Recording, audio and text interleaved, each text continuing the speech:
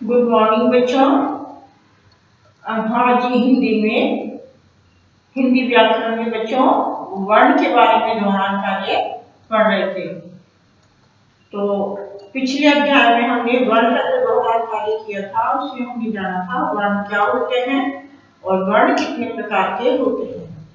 तो बच्चों वर्ण होते हैं, ध्वनियां होती है जिनकी जो ध्वनियां हम बोलते समय मुंह से निकालते हैं तो वो ध्वनियां ही अक्षर या वर्ण कहलाते हैं। ये हमने कल आपको बताया था। और वर्ण बच्चों दो प्रकार के होते हैं हिंदी भाषा में, स्वर और व्यंजन। ये हमने आपको बता दिया था। हिंदी भाषा में स्वर जो है बिना किसी की सहायता से बोले जाते हैं और व्यंजन होते हैं जो स्वर की सहायता से बोले जाते हैं। बच्चों हमने कल ये जान लिया था कि स्वर क्या है। तो बच्चों आज हम इसके आगे और पढ़ेंगे कि व्यंजन क्या होते हैं, स्वर के बारे में हमने जाना था। तो आगे की कड़ी में बच्चों हम और इसकी जानकारी लेते हैं। तो बच्चों हम प्रश्नों के माध्यम से लेंगे कि हिंदी भाषा में 11 स्वर होते हैं, 3 अयोगवा होते हैं। स्वर में 11 स्वर और 3 अयोगवा होते हैं। वो कौन कौन से होते हैं ये जानेंगे। और व्यंजन कौन से होते हैं और 33 व्यंजन कौन कौन से होते हैं और संयुक्त अक्षर कौन कौन से होते हैं ये हम आज की इस दौरान कार्य में जानते हैं। तो बच्चों आओ हम प्रश्नों के माध्यम से, प्रश्न उत्तर के माध्यम से दौरान कार्य शुरू करते हैं। तो बच्चों पहला प्रश्न है, स्वर कितने होते हैं, इनके नाम लिखो। स्वर कितने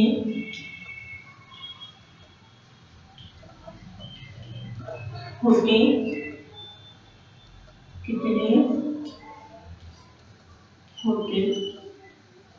हैं, इनके नाम लिखें।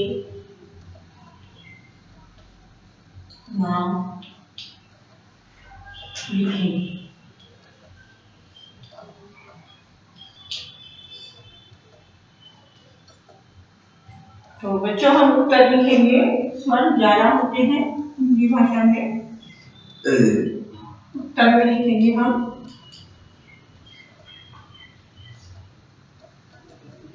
हिंदी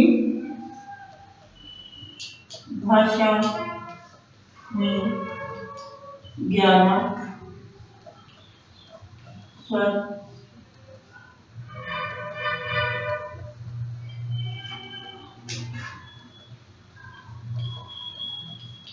होते हैं। 11 स्वर होते हैं हिंदी भाषा में, 11 स्वर होते हैं और 3 अयोग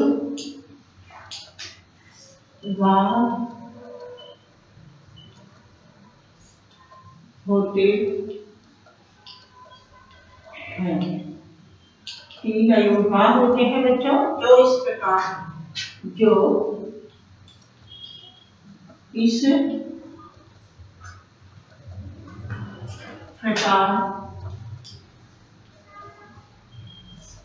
है। स्वर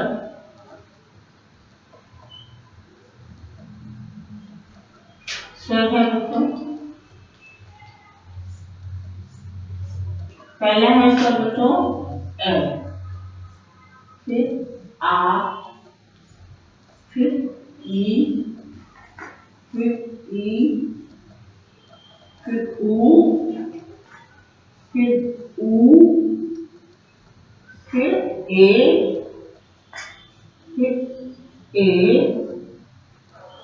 आ ई ऊ ए। ऊ के बाद में बच्चों ऋषि आता है। ऊ के बाद में ऋषि,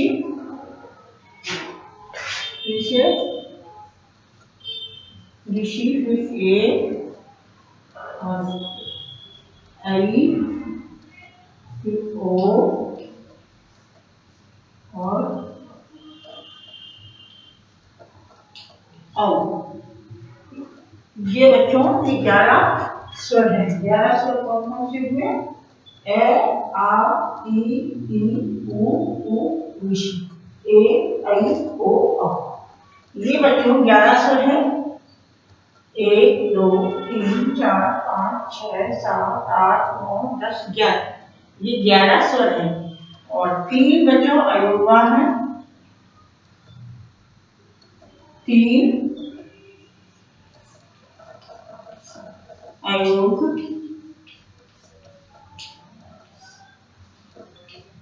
वाम है। ये 3 अयोगवान बच्चों कौन से हैं? पहला है दूसरा है इसको हम विसर्ग बोलते हैं। और तीसरा है चंद्रबिंदु। इनको बच्चों हम क्या बोलते हैं? चंद्रबिंदु। ठीक है। हिंदी भाषा में 11 स्वर होते हैं और 3 अयोगवा होते हैं जो इस प्रकार होते हैं। स्वर 11 कौन कौन से हैं? ए, आ, ई, उ, ऋषि, ए, ऐ, ओ, औ। ये 11 स्वर है बच्चों और इनमें 3 अयोगवा हैं। औ, अह और चंद्रबिंदु। इसको हम अ के ऊपर 4 बिंदु लगी होती है, इसको हम चंद्रबिंदु के नाम से। इसको हम अनुस्वार बोलते हैं और इसको हम विसर्ग बोलते हैं और इसको हम चंद्रबिंदु बोलते हैं। अनुस्वार बच्चों इसका बच्चों उच्चारण नाक से बोलते हैं। अनुस्वार इसका उच्चारण हम किससे? नाक से करते हैं। जैसे चंद, मंद, गंध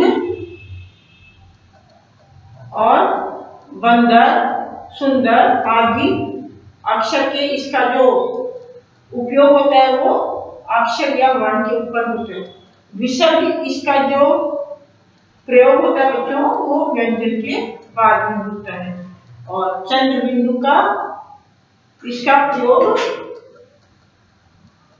व्यंजन के या अक्षर के बाद में होता है और यह इसका जो उच्चारण का होता है वह आधा हो जाता है बच्चों।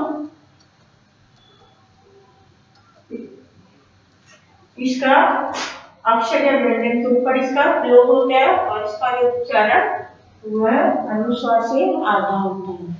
तो बच्चों ये तो हम अयोगवाद के बारे में हमने जानकारी ली।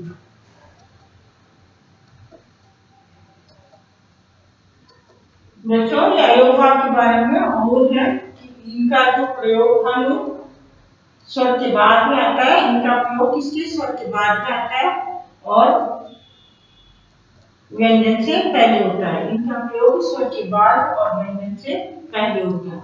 अयोगवाद क्या है? अब हम दूसरा प्रश्न करते हैं। अयोगवाद क्या है? प्रश्न 2 अयोग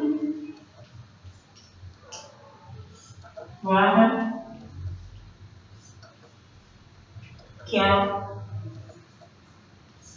है?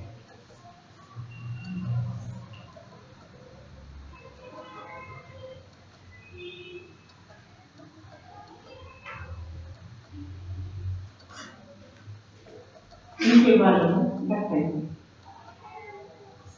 इनके बारे में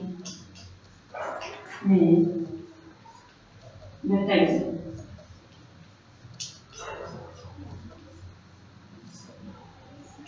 अयोगवाद के बारे में हम बच्चों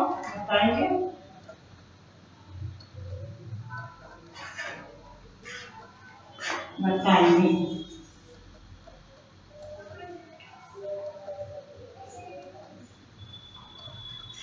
उत्तर लिखेंगे बच्चों हम।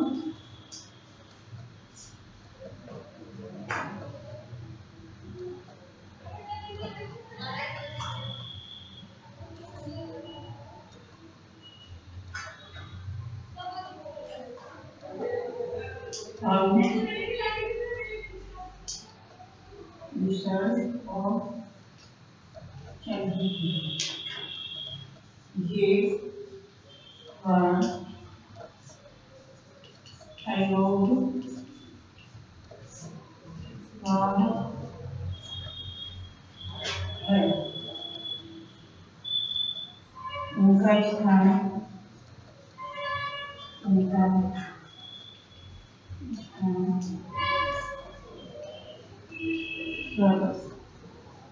स्वर के बाद और व्यंजन से पहले। इनका स्थान स्वर के बाद और व्यंजन से पहले होता है, पहले होता है।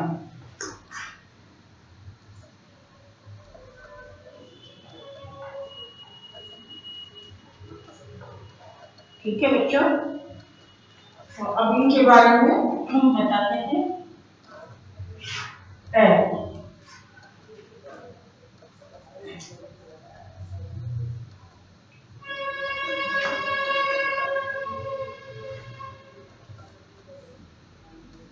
इसे अनुस्वार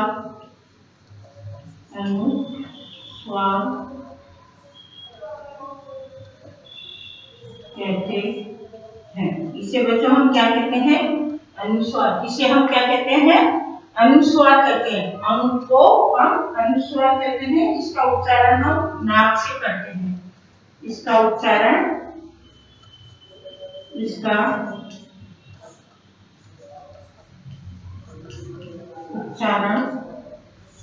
हम नाक से करते हैं। इसका उच्चारण हम क्या करते हैं? नाक से करते हैं। जैसे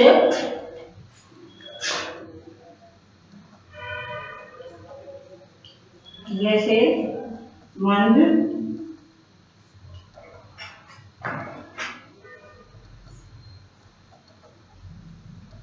व्यंग, अंदर अंदर आगे।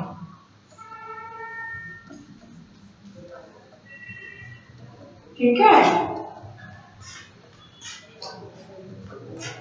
दूसरा है आ, विसर्ग। आहा, इसको हम बच्चों क्या कहते हैं? विसर्ग। इसको हम क्या कहते हैं? विसर्ग। इसे विसर्ग कहते हैं।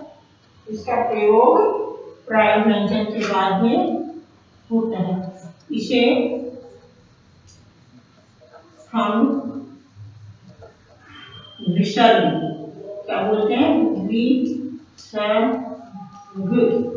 विसर्ग। इसे हम बच्चों विसर्ग बोलते हैं। विसर्ग। इसे हम विसर्ग बोलते हैं। इसका प्रयोग व्यंजन के बाद में होता है। इसका प्रयोग व्यंजन के बाद में होता है। इसका प्रयोग व्यंजन के बाद होता है। जैसे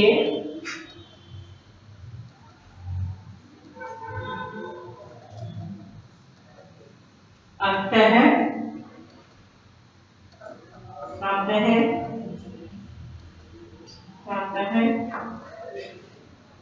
दुख है,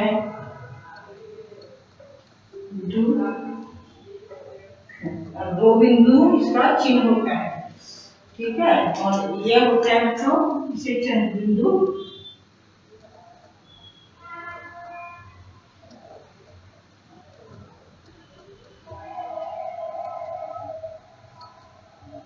चंद्र बिंदु कहते हैं।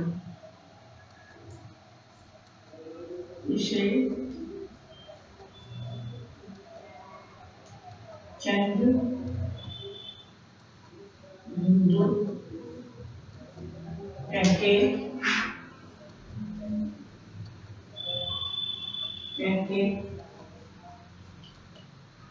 इसे बच्चों चंद्र बिंदु कहते हैं। इसका जो प्रयोग व्यंजन के ऊपर इसकी ध्वनि आदि होती है, इसकी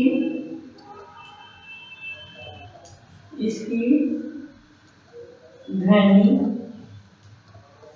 अनुस्वार से आदि होती है, अनुस्वार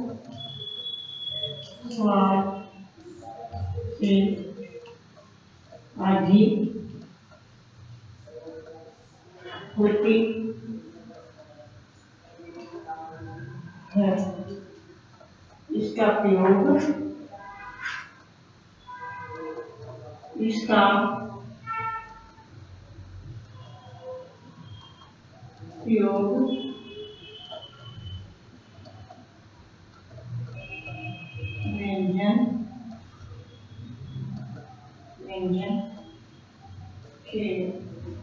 इसका प्रयोग व्यंजन के ऊपर किया जाता है। व्यंजन के ऊपर व्यंजन के ऊपर किया जाता है।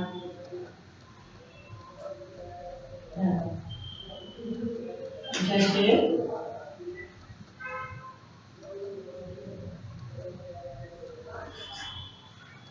पांच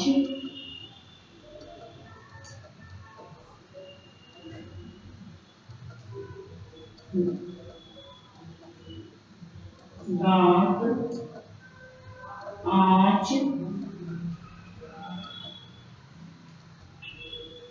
आदि।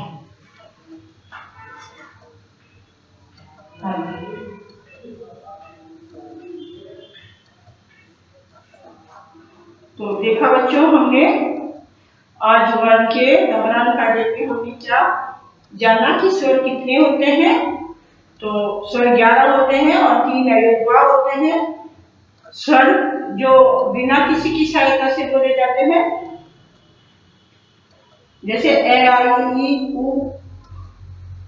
उ ऋषि ए ऐ ओ औ, और 3 अयोगवा है अंग, अह और चंद्र बिंदु। बच्चों अयोगवा क्या होते हैं? ए, अंग, अह और चंद्र बिंदु, ये 3 अयोगवा होते हैं। इनका स्थान स्वर के बाद और व्यंजन से पहले होता है। अंग इसे अनुस्वार कहते हैं और इसका उच्चारण हम किससे करते हैं? नाक से। अनुस्वार का उच्चारण बच्चों हम नाक से करते हैं, जैसे गंध, मंद, अंदर आदि।